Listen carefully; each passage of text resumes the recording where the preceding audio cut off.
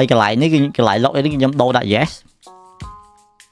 and then គឺខ្ញុំសាក refresh មួយខ្ញុំដល់ work member នេះបាត់ឲ្យឆ្លៃ yeah so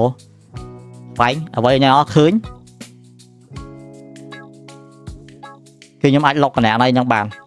so hello អ្នកនរអស់នេះស្វាគមន៍សម្រាប់ការវិលត្រឡប់មកវិញសារជាថ្មីថ្ងៃនេះគឺអាចនិយាយបានថាជាថ្ងៃដែលប្លែកដោយសារតែខ្ញុំកម្រនឹងធ្វើជាវីដេអូដែលមានលាយជាមួយនឹង demo នៅក្នុងការបង្ហាញជូនអ្នកនរអស់នេះម្ដងគឺខ្ញុំគ្រាន់តែនិយាយអីចឹងណា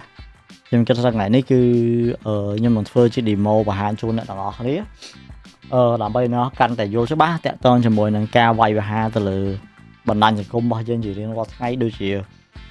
អ្នកនៃ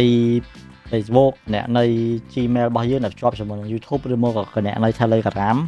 ឬមកក៏អ្នកនៃផ្សេងៗដែលបងប្អូនតែឆ្ងល់សួរខ្ញុំថាបង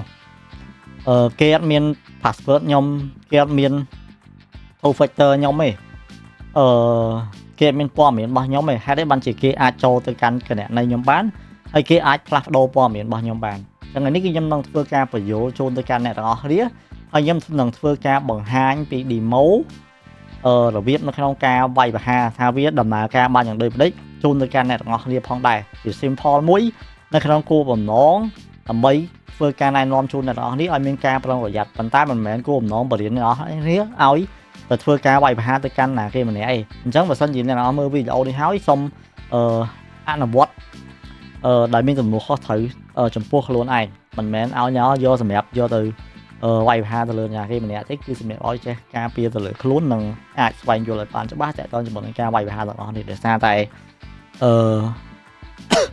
ប្រព័ន្ធសុវត្ថិភាពនីមួយៗនៅក្នុងសប្តាហ៍ថ្ងៃហ្នឹងគឺអាចនិយាយបានថា security នៅតាម platform ទាំងអស់នោះគឺវាខ្លាំងស្រាប់ហើយប៉ុន្តែក៏ត្រូវការដែលចំណេះដឹងទៅលើអ្នកដែលគាត់ប្រើប្រាស់ដែលយើងជាម្ចាស់គណនីនីមួយៗហ្នឹងគឺត្រូវតែប្រយ័ត្នចំពោះខ្លួនឯងដូចគ្នាបន្ថែមទៀតដើម្បីអាចការពារទៅលើគណនីរៀងខ្លួនរបស់យើងបានដូចគ្នាការវាយប្រហារនេះគឺខ្ញុំបានចងក្រងដូចជាព័ត៌មានមួយចំនួនមុននឹងយើងចូលទៅធ្វើការបង្ហាញជាមួយ demo ការវាយប្រហារនេះគេហៅថា session hijacking តើ session hijacking ហ្នឹងវាដំណើរការបានយ៉ាងដូចម្ដេចហើយនៅក្នុងវីដេអូមួយនេះខ្ញុំនឹងធ្វើការបង្ហាញឲ្យជាមួយនឹង demo ភ្ជាប់ផងដែរនៅខាងចុងវីដេអូគ្រាន់តែថានៅខាងដើមវីដេអូនេះគឺខ្ញុំនឹងលើកយកជាការបង្ហាញឲ្យខ្លះតាក់ទងជាមួយដំណើរការមួយចំនួននិងការបញ្យល់អ្នកពីគេហៅថា introduction ជូនបងប្អូនសិនឲ្យបានយល់ច្បាស់មុននឹងយើងចូលទៅកាន់ demo ដើម្បីអ្នកកាន់តែមានភាពងាយស្រួលឲ្យឆាប់យល់ឆាប់ចាប់បានផងដែរបាទអ្វីទៅដែលយើងហៅថាជា session hijacking session hijacking គឺនៅពេលដែលអ្នកដែលគាត់វាយប្រហារហ្នឹងគាត់យកបាន session login របស់យើងទាំងស្រុងនៅលើ website ណាមួយហើយគឺគេមិនចាំបាច់មាន password របស់យើងដែលហៅថាលេខចម្ងាត់ឬមួយក៏ two factor ដែលយើងបានចាក់សោហ្នឹងទេគឺគេអាច log ចូលគណនីបងប្អូនបានដោយងាយស្រួលតែម្ដងហើយគេអាចធ្វើការផ្លាស់ប្ដូរព័ត៌មានផ្សេងៗបានដោយងាយស្រួលប៉ុន្តែវា defend ទៅលើ platform នីមួយៗផងដែរនៅក្នុងការផ្លាស់ប្ដូរព័ត៌មានដូចជា Facebook ដូចជា Gmail វាអាចនិយាយថាអាចពិបាកនៅក្នុងការផ្លាស់ប្ដូរបន្តិចដោយសារតែសម្រាប់ Gmail សម្រាប់ Facebook គឺវានៅក្នុង section ដែលវា store ជាមួយនឹង cookie ហ្នឹងវាមានភាពបត់បែនផ្សេងៗទៀតដែលនៅក្នុង demo ខ្ញុំនឹងធ្វើការបង្ហាញជូនអ្នកទាំងអស់គ្នាអញ្ចឹងបងប្អូនត្រូវដឹងថារាល់ពេលដែលអ្នកធ្វើការ login ចូលទៅកាន់គេហទំព័រណាមួយដែលខ្ញុំលើកជា sample ឲ្យមើលហ្នឹងវានឹងធ្វើការ store ជា section មួយដើម្បីចំណាំដែលយើងហៅថាជា section cookie មួយដែលខ្ញុំតែងតែប្រាប់ដល់ថា cookie គឺជាអីខ្ញុំធ្លាប់ធ្វើវីដេអូបញ្យល់ជូនអ្នកទាំងអស់គ្នាអញ្ចឹងវាកត់ចំណាំទុកដើម្បីងាយស្រួលឲ្យបងប្អូនហ្នឹងបើកម្ដងទៀតគឺមិនចាំបាច់ login ទេឧទាហរណ៍ថាអ្នក login ចូល Facebook អញ្ចឹងអ្នកដាក់ remember វាចោលទៅហ្នឹងឯងពេលដែលវា store ហើយអ្នកបើក browser ហ្នឹងទៀតគ្រាន់តែវាយ facebook.com ទៅគឺវាជាប់មួយគណនីរបស់អ្នកនរគ្នា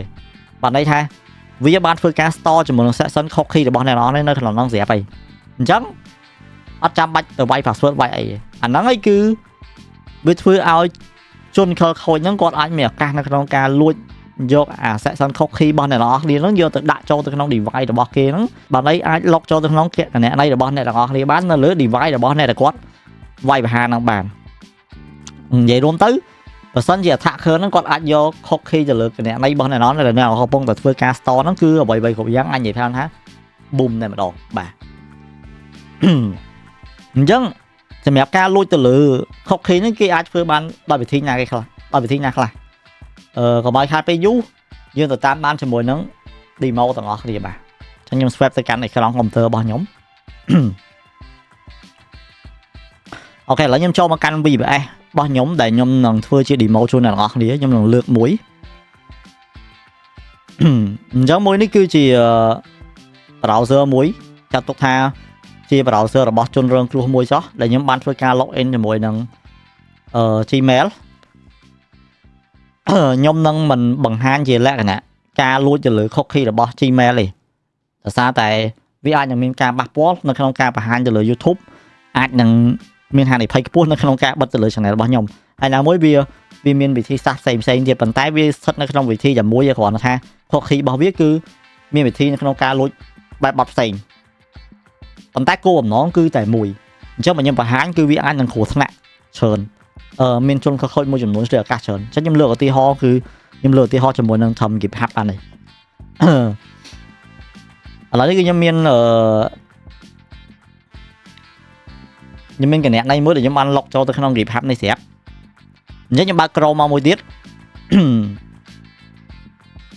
là nhâm bán với ca bạc cá hào ấy chẳng chrome nhâm mới đi kiện miền này đấy cứ được test ad anh ấy cứ chặt tốt ha cái gì chrome là bọn này bay và há chỉ computer môi tiết là bọn này bay và há chó chẳng ô tí họ thà nhưng ban cho tôi không computer là bỏ chôn răng rồi chắc vì thi sát đầy nhóm trang luôn chưa từ lượt cái này mấy là mình trang bạch mình password bán cứ nghi số mình tên này không ca luôn chưa từ lượt khóc khi nắng ta khóc khi nắng store này cái lại nè hay store ban nhận đôi mình địch rót bây giờ bom bom thưa ca login cái này này cho tôi không cái hạt tầm po này mùi nắng cứ viết là thưa cá store chỉ là nè section khóc khi để dương ad thưa cá inspect mơ từ lượt viết bán nó thuận lại application và tọt máu cứ dương khơi như lại khóc khi ní cứ dương là khơi cái hạt tầm po nắng chết mà cái hạt po kịp hạt ní bà ta nhắm đón cứ viết store cho mùi nâng sell user section hay nâng user section bà Vistore chấm nón pi nhỉ Vistore chấm nón pi nhỉ chẳng do tập hay dương do tập value với pi nâng máu khi dương ai ca login cho mỗi cái này nâng bán tại mình chăm bách miên lây chẳng hạn thì bàn tay map Gmail rồi mua cái map Facebook cứ Vistore lẹ nè xem như đại vi thưa chỉ lẹ nè encrypt hay nâng flexible đại sao tại vì miên fingerprint nằm bay chiều bon và phép vì cắt chấm nám đôi chỉ IP vì cắt chấm nám đôi chỉ device đam bay ai của bọn vật phim can là phú ban đây ha tôi bay chỉ xuân khơi nắng quạt luôn do ba là khóc khi nó còn quạt mình ác cho từ plug đâu bom miệng nắng bán của quạt mình ác lọc cho tới căn cái này này nhóm bạn này bàn tay xuân khơi quạt nơi tầm miền bị thi nhưng không ca bay và hạ ban đây kia và sân chỉ quạt ai luôn do ban bom miệng nắng quạt ai bầm lái ai device ba quạt nắng ai bị đôi tên nắng bom miếng đại miên nắng hay quạt có ai bầm lắm do là khóc khi sẽ sân khóc khi nó giờ đã làm mấy phơi cá bao cho mới những cái này đây nó ba đây kia để ở bên nơi tầm miền còn là ha anh đang thời ca cho lại về lý hạt vừa còn tịch bàn tay sẽ mẹp nghiệp hạt nick kinh nghi số được mua có cái hạt bòn tính anh đang thang nghi số hay bạn phép đặt post đôi chỉ TikTok đôi chỉ Facebook đôi chỉ YouTube Gmail lắm là cho mỗi những Gmail nó cứ viên miền lại nạp xem bàn tay nó thật nó không cần lại nhà mua gì còn ha viên miền lại nạp xem cái nhiều ở là những ba nơi mua trò cho mới Gmail nhưng lúc có tia ho mùi chỉ tú tới bị chớ nè là quạt thưa ẩm ô hay quạt đăng chờ can châm từ lưỡi cái nét này để chỉ Facebook rồi môi rồi can châm từ lưỡi cái nét này sẽ nhận mình một con vật phiệt quốc ca chặt từ lưỡi spam chỉ tú tới bờ sân chỉ PDK trong FT cái nét này ao tới can nẹp sáng khi FT chỉ là nè lấy dùm ngặt password nâng po là miền email là gì vì ai thưa ao bây giờ từ lock từ device xe nắng vì ai nâng thời ban lock cái này này nâng thời ban chặt để thách đói platform nó phim tại mà đòn đòi cắt xong qua tha cái này này những ai chưa cái này này robot rồi mua cái này này những cứ thời ban chui đấu rồi mua cái này này thời ban khách gì chẳng đây chắc là bây giờ mình thời ban phép cứ kịp tế chỉ sẽ sân không khi nâng tại mà đòn còn là do sẽ sân không khi sẽ đã khi smart nâng ban từ device mới tiết đôi đôi tên năng device chat ở đây làm bây chia viên vì ca chặt cầm hô rồi bỏ Facebook nâng ca chặt cầm hô vì platform ផ្សេងៗទៀតដែលមានប្រព័ន្ធបរិភេទខ្ពស់យើងមើលកន្លែង inspect application កន្លែង mail នេះគឺវាចងជាលក្ខណៈផ្សេងគឺវាចងច្រើនវាចងច្រើនមែនតើចឹងវាចងផ្សេងៗគ្នាដោយសារតែវាមានការចងទៅលើ data ហើយនឹង encryption ដើម្បីកត់ចំណាំទៅលើ device ក៏ដូចជា IP ផងដែរហើយជាមួយនឹងការចងទៅលើ account ផ្សេងទៀតចងទៅលើ Gmail ផ្សេងចងទៅលើ account ផ្សេងអាហ្នឹងគេហៅថា complex ឲ្យវាមានភាព complex ឲ្យការវាយប្រហារទៅលើ cookie ហ្នឹងមានផលវិបាកបានន័យថាជួយការពារទៅលើវត្តភាពយើងដែរប៉ុន្តែទោះបីយ៉ាងណាបើសិនជាគេ compress ទៅលើ device របស់យើងអ្នកដែលគាត់វាយប្រហារគាត់នៅតែមានវិធីនៅក្នុងការលួចយកអាហ្នឹងយកទៅប្រើប្រាស់ដើម្បីញាត់បញ្ចូលទៅលើ device របស់គាត់តបានឥឡូវខ្ញុំឧទាហរណ៍មួយអញ្ចឹងខ្ញុំបើកអានេះគឺជា device របស់ attacker ខ្ញុំបើកជាមួយនឹង GitHub ហ្នឹង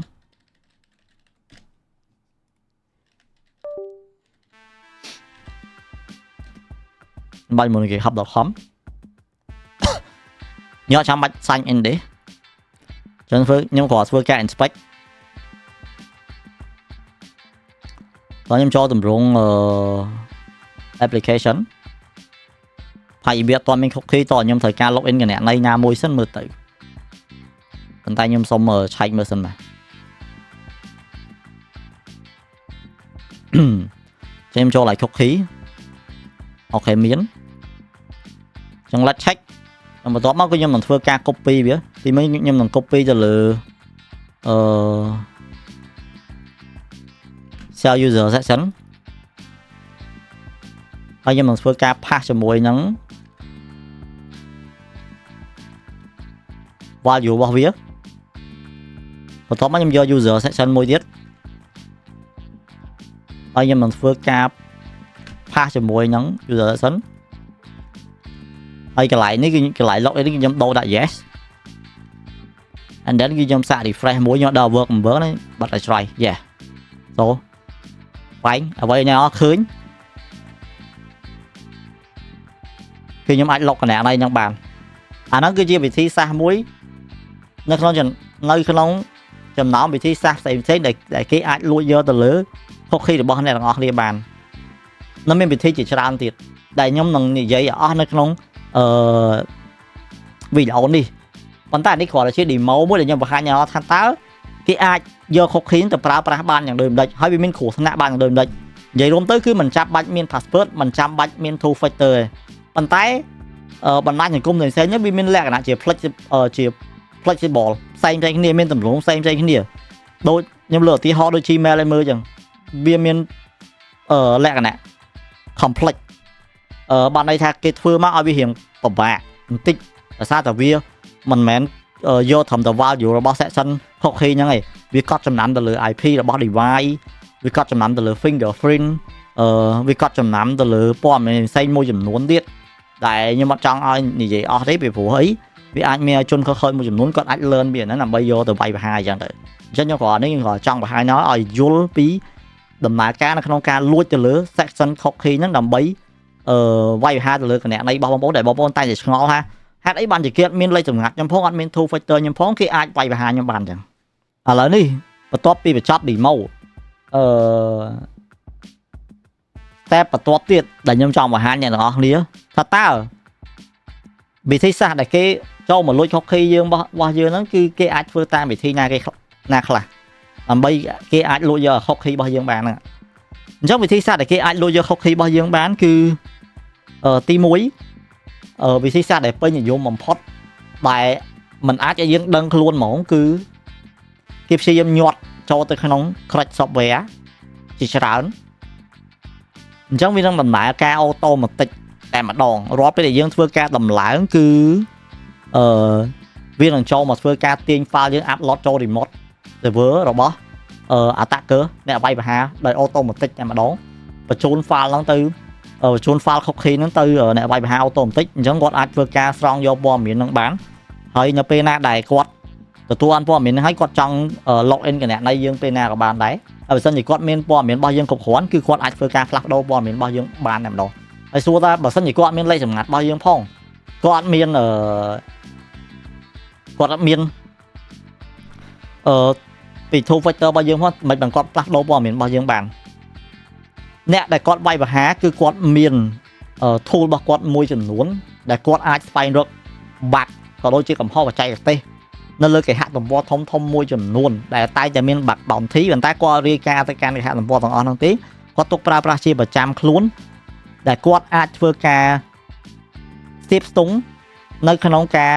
ផ្លាស់ប្ដូរព័ត៌មានទៅលើគណនីរបស់បងប្អូនដែលគាត់យកត្រឹមតែ cookie បានហ្នឹងគាត់អាចយកទៅផ្លាស់ប្ដូរព័ត៌មានទាំងអស់នោះដែលមិនចាំបាច់មានត្រូវការលេខសម្ងាត់បន្ថែមមកវាយពីលើឬមួយក៏ត្រូវការ two factor បន្ថែមមកដាក់ពីលើទេគឺគាត់អាច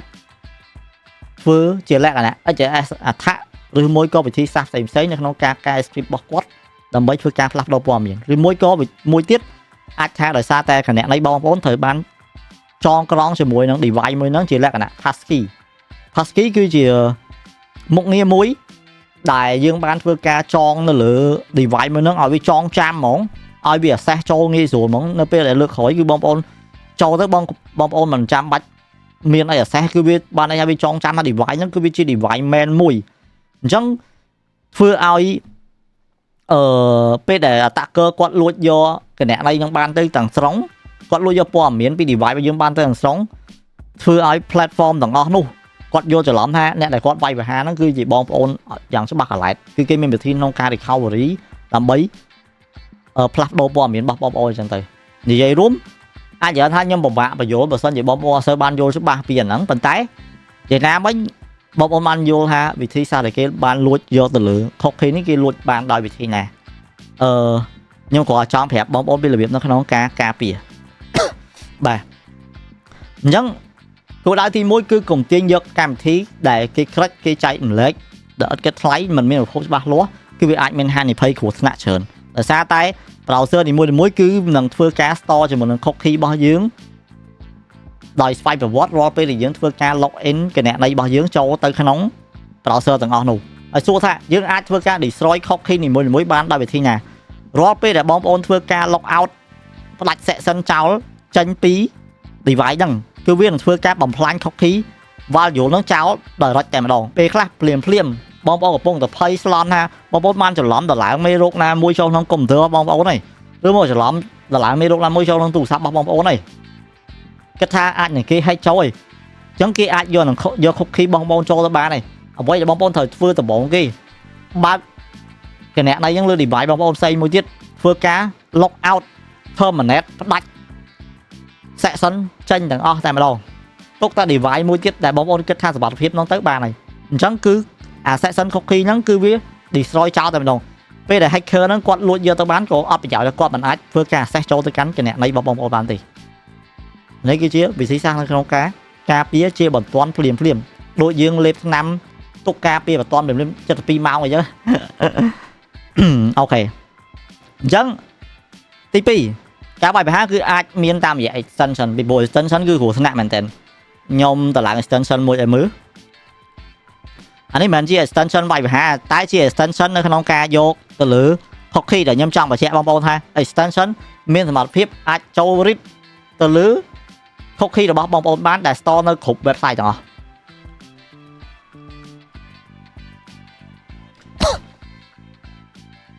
ដែលមានឈ្មោះថា cookie editor អានេះគឺជា extension មិនជា extension វាយប្រហារណាគឺជា extension ដែលវាសម្រាប់ទាញយក cookie ចេញពីគេហទំព័រណាមួយឯង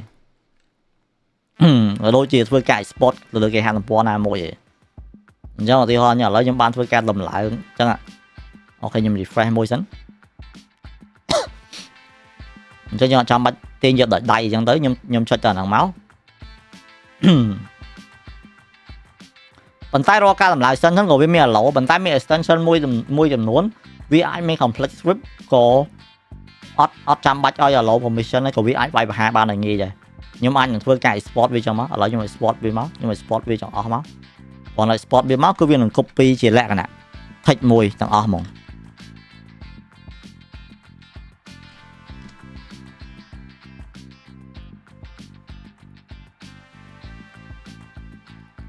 នេះបែបនេះឃើញ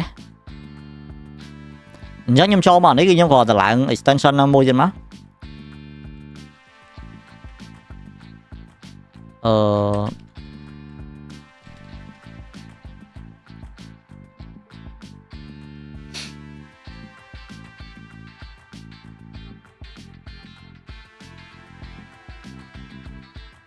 តោះមកខ្ញុំបើកជាមួយនឹង GitHub ក្នុងដដែល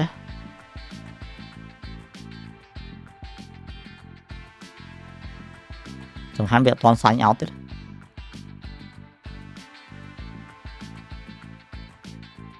Try disable all browser extension អូបងនេះវាអត់ទាន់ sign out ដាច់ទេដោយសារវានៅជាប់អាវ៉ាវានៅជាប់ cookie របស់ខ្ញុំនេះដោយសារខ្ញុំប្រើ cookie ដល់វា sign out ចេញបើខ្ញុំ sign out អានេះបើខ្ញុំ sign out អានេះគឺអានេះដាច់ហ្មង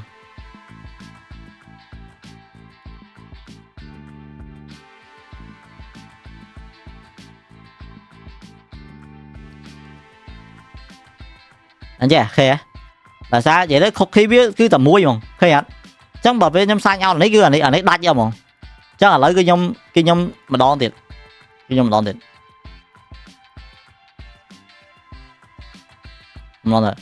ដល់ពេលវាចូលវាបង្កើត cookie ថ្មីណាអញ្ចឹងខ្ញុំប្រើជាលក្ខណៈ extension វិញ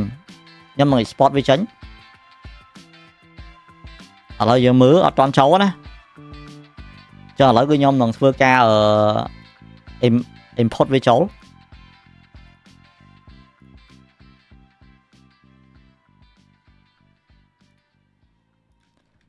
តោះខ្ញុំផាសវាមក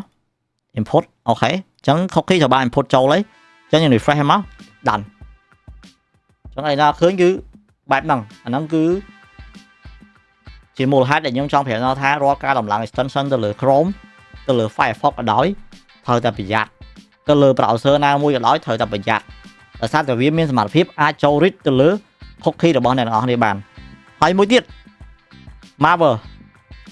មេរោគអាចចូលលួច cookie របស់អ្នកទាំងអស់គ្នានៅក្នុងកន្លែងណាបាន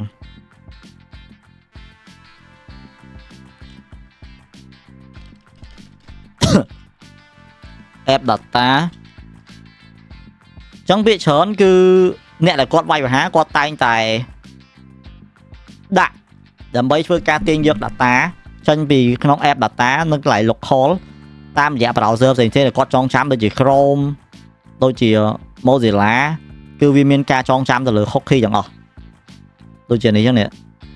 តែអានេះគឺដោយសារតែ Firefox ខ្ញុំអត់ទាន់ប្រើទេបើ Chrome មានចឹងគេទាញយកតែ cookie ហ្នឹងទៅគឺគេអាចយកទៅបំបែកបានហើយនៅ user data ទៅនៅក្នុងហ្នឹងគឺមាន cookie ខ្ញុំមកដឹងថានៅកន្លែងណាខ្ញុំភ្លេចបាត់ហើយ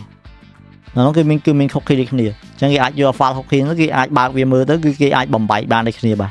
គឺគេអាចបំបែកធ្វើម៉េចឲ្យតែបាន value ហ្នឹងគឺគេអាចធ្វើការ login កណែនេះបងប្អូនគ្នាបានហើយអ្នកអត់គិតថាអ្នកអត់ login ចូល website អ្នកខ្លះនៅក្នុងការប្រើប្រាស់ជាមួយនឹង Chrome មួយអញ្ចឹងអ្នកអត់សម័យមើលបើសិនជាគេអតាក់ចូលក្នុងកុំព្យូទ័រអ្នកនរគ្នាបាន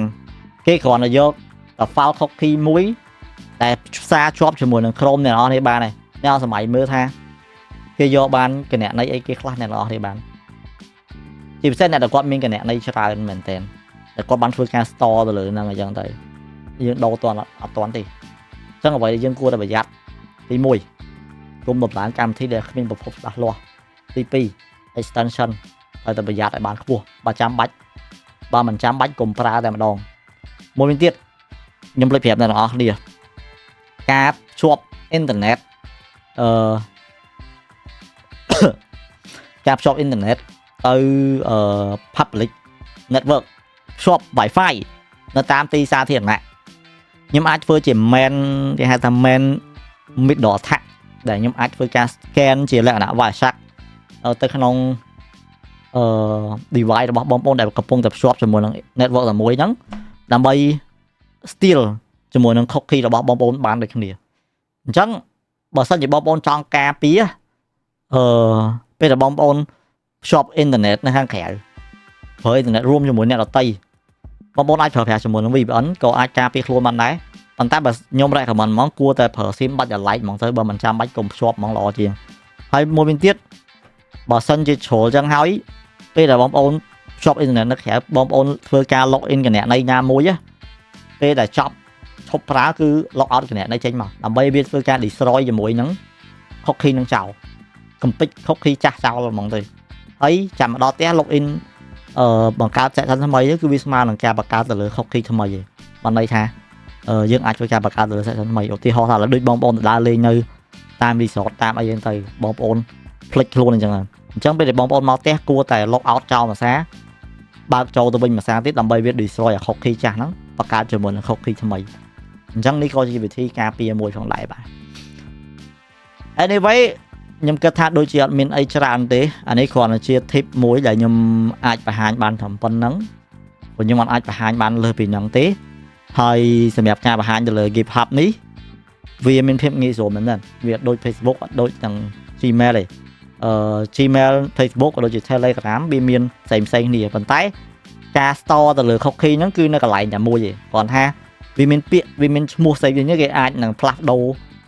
តាមរយៈ website មួយដែលគេការពារទៅលើប្រព័ន្ធបាត់ភាពខ្លួនតែជនខិលខូចគាត់អាចនៅតែអាចរកកលឹះទាំងអស់ហ្នឹងឃើញទេសូម្បីតែ device របស់យើងក៏គាត់អាច fake ដឹងតែ IP របស់យើងក៏គាត់អាច fake ដើម្បីខ្លាញ់បន្លំបានដែរពីព្រោះអីមិនថាកម្រិតណាទេសំខាន់លើយើងជាអ្នកប្រើប្រាស់ឯងអ៊ំច្រឡំណាមិនមែនប្រព័ន្ធសុវត្ថិភាព platform ទាំងអស់នោះខ្សោយទេអាស្រ័យលើយើងអ្នកប្រើប្រាស់ឯងអញ្ចឹងបើសិនជាយើងជាអ្នកប្រើប្រាស់យើងអាចការពារខ្លួនឯងបានគុំទៅរំពឹងថា platform ទាំងអស់នោះគេអាចការពារយើងជាប់គេមិនអាចការពារយើងជាប់ទេសំបីលើកសំបីករណីគេ hack Bybit ហ្នឹងអញ្ចឹងមិនមែនមកពីក្រុមហ៊ុនហ្នឹងប្រព័ន្ធបាល់ភាពខ្សោយទេការ hack ហ្នឹងគឺគេ hack ចេញពីមនុស្សដូចគ្នាអញ្ចឹងបើសិនជាយើងអត់ចេះប្រយ័ត្នគឺគេអាចវាយប្រហារយើងបានដូចគ្នាព្រោះអីសម័យនេះគឺការបរិយា security វាមានអាចនិយាយថាវាដល់កម្រិតមួយដែលពិបាកនៅក្នុងការវាយប្រហារមែនតើគេពេលច្រើនគឺគេដាក់គោលដៅទៅលើមនុស្សជាការឆក់បោកទៅលើមនុស្សហើយមនុស្សហ្នឹងគាត់អាចទាញយកមេរោគមកដំឡើងនៅក្នុង device របស់គាត់បានជាងការវាយប្រហារដោយ direct ពីព្រោះវាកម្រមានកំហុសឆ្គងមែនតើមកដល់បច្ចុប្បន្ននេះព្រោះការ update ទៅលើ platform ការ update ទៅលើ OS គឺមានច្រើនហើយខ្ញុំសូមបញ្ជាក់ការលួចយកទៅលើ cookie នេះមិនថានៅលើទូរស័ព្ទមិនថានៅលើ Windows មិនថានៅលើ OS មិនថាលើ Linux មិនថាលើ OS ប្រភេទអីទេគឺវិធីសាស្ត្រតែមួយទាំងអស់គឺมันអាចការពារ cookie នឹងជាប់ទេបើសិនជាគេយកបានគឺយើងស្វ័យតែម្ដងវិធីតែមួយគឺដូចខ្ញុំប្រាប់អញ្ចឹងបើយើងដឹងខ្លួនតាន់ពេលវេលាយើង destroy ឲ្យបានមុនតែបើគេចូលបានហើយគេផ្លាស់ប្ដូរតន្ន័យយើងហើយគឺចប់ហើយអញ្ចឹងការពារភាសាយើងព្យាបាលកុំទាញយកកម្មវិធីដែលគ្មានប្រភពច្បាស់លាស់កុំប្រើក្រិចកុំ shop អ៊ីនធឺណិតតាមទីសាធារណៈកុំទាញយក extension ដែលមិនស្គាល់អត្តសញ្ញាណបើសិនជាអាចកុំប្រើ extension តែម្ដង Anyway អរគុណសម្រាប់ការតាមដានវីដេអូមួយនេះបើសិនជាចូលចិត្តប្រភេទវីដេអូទាំងអស់នេះអាចទម្លាក់ comment នៅក្រោមនោះបានខ្ញុំនឹងជួយយកបង្ហាញផ្សេងទៀតប៉ុន្តែខ្ញុំចង់បង្ហាញ Facebook ជាមួយនឹង YouTube យកមកមិនតែវាទៅហៅពេកហើយវារៀង conflict ខ្ញុំគិតថាអាចនឹងពិបាកបញ្យល់អ្នកទាំងអស់នេះច្រើនខ្ញុំគិតថាប៉ុណ្្នេះគឺបានហើយខ្ញុំសូមបញ្ជាក់ឲ្យហើយវីដេអូនេះគឺគ្រាន់តែជាការអប់រំណែនាំទេមិនមែនជាវីដេអូបង្រៀនឲ្យអ្នកណាម្នាក់ដើម្បីយកទៅធ្វើការវាយប្រហារទៅលើអ្នកណាម្នាក់ទេដើម្បីយកទៅអនុវត្តទេបើសិនជាបងប្អូនចង់ធ្វើការអនុវត្តទៅមិនឲ្យមានការអនុញ្ញាតឲ្យបានត្រឹមត្រូវផងដែរបាទឬមួយក៏មានរបស់សម្រាប់តេស្តខ្លួនឯងមុននឹងនេះពីព្រោះអ្វីខ្ញុំធ្វើការតេស្តជូនបង្ហាញអ្នកនរនេះគឺជាគណនីរបស់ខ្ញុំផ្ទាល់ខ្លួនខ្ញុំបានធ្វើការបង្កើតទេខ្ញុំបងចង់ធ្វើលើគណនីអ្នកណាម្នាក់គឺត្រូវតែមានការអនុញ្ញាតផងដែរឬមួយក៏ការតេស្តសាកល្បងទៅលើគណនីខ្លួនឯងទៅបងប្អូនអាចធ្វើការផ្សាយជឿខ្លួនឯងបានសម្រាប់ Facebook សម្រាប់ Gmail អញ្ចឹងទៅក៏ល្អដែរតែកុំយកទៅវាយប្រហារគេដែរអរគុណបាទ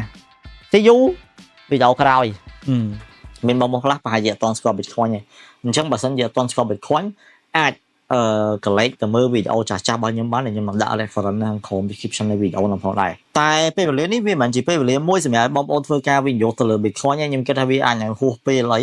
ដោយសារតែតម្លៃរបស់វាគឺវាខ្ពស់មែនតើបើសិនជាបងប្អូនយក$1យក$10យក$20ទៅទិញ Bitcoin អាចនិយាយបានថាវាអត់បាន 0.001 នៃ Bitcoin ផងដោយសារតែតម្លៃរបស់វាគ្រាន់តែមួយកាក់គឺតម្លៃរបស់វា$10,000ជាងបាត់ទៅហើយប៉ុន្តែពេលវេលានេះគឺវាស័ក្តិសមបំផុតសម្រាប់បងប្អូនណាដែលគាត់កំពុងតែស្វែងរកសម្លឹងទៅលើប្រភេទពួក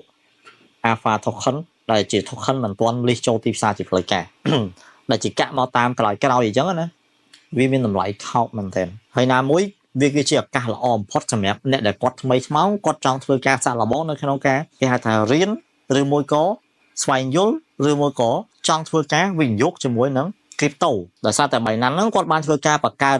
នៅ future មួយដែលមានឈ្មោះថា Binance Alpha តាមរយៈ Web3 ផងដែរបាទអញ្ចឹង ngày nay khi nhưng mà thưa ca này nó bom ố tẹt toàn cho mùi nằng một ngày muối để mình mua tha bảy năm alpha nhưng còn so bán tranh video mà đo luôn mà hao đáyហើយនេះគឺជាវីដេអូទី2ប្រហែលជាមានបងប្អូនខ្លះគាត់បានស្គាល់ហើយក៏មានបងប្អូនខ្លះទៀតគាត់អត់ទាន់បានស្គាល់ពី3ណាន alpha អញ្ចឹងវីដេអូមួយនេះគឺខ្ញុំធ្វើសម្រាប់ទាំងអស់គ្នាតែម្ដងមិនថាអ្នកដែលគាត់ស្គាល់ហើយឬមួយក៏អ្នកដែលគាត់មិនទាន់ស្គាល់ពី3ណាន alpha អញ្ចឹង3ណាន alpha វាគឺ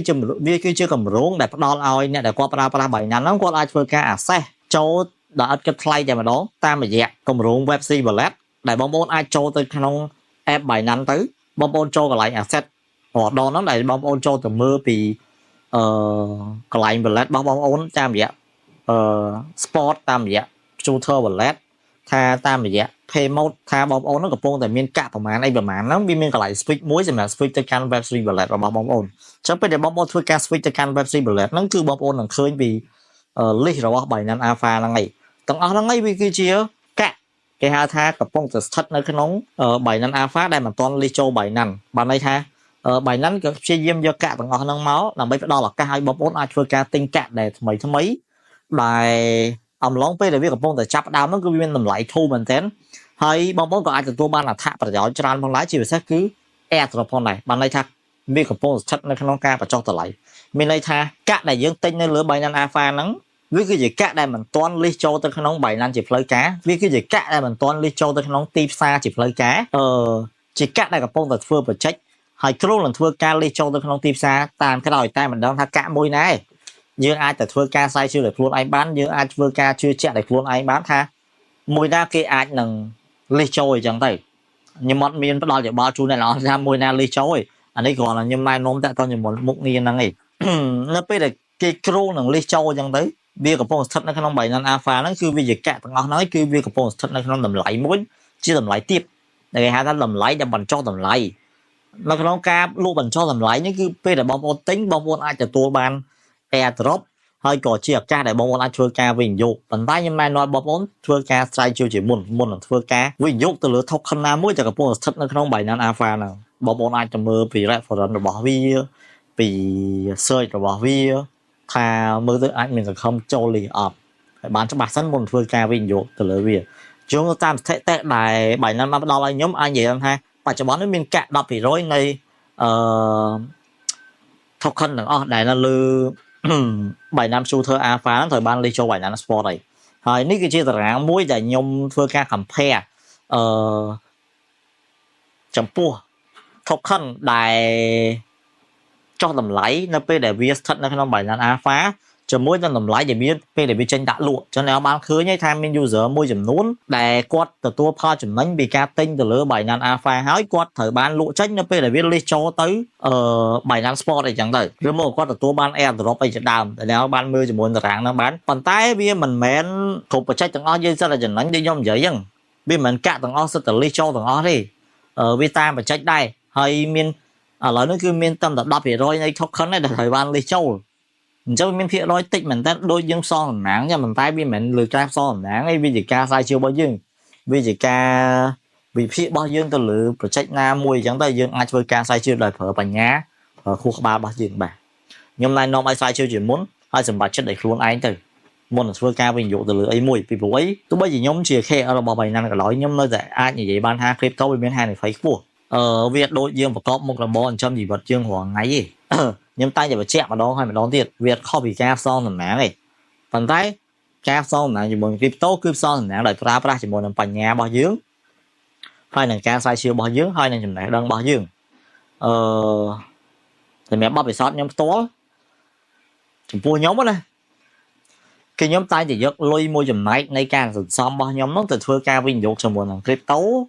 តាមរយៈការស្រាវជ្រាវតាមរយៈការរៀនសូត្រអ្វីដែលថ្មីៗបន្ថែមពេលដែលខ្ញុំទៅពីការងារខ្ញុំតែងតែអង្គុយមើលពីចម្លៃកាក់ឡើងចុះរបៀបម៉េចខ្ញុំត្រូវ shooter ដល់របៀបម៉េចឬមកខ្ញុំត្រូវ holder ដល់របៀបម៉េចជាធម្មតាគឺខ្ញុំ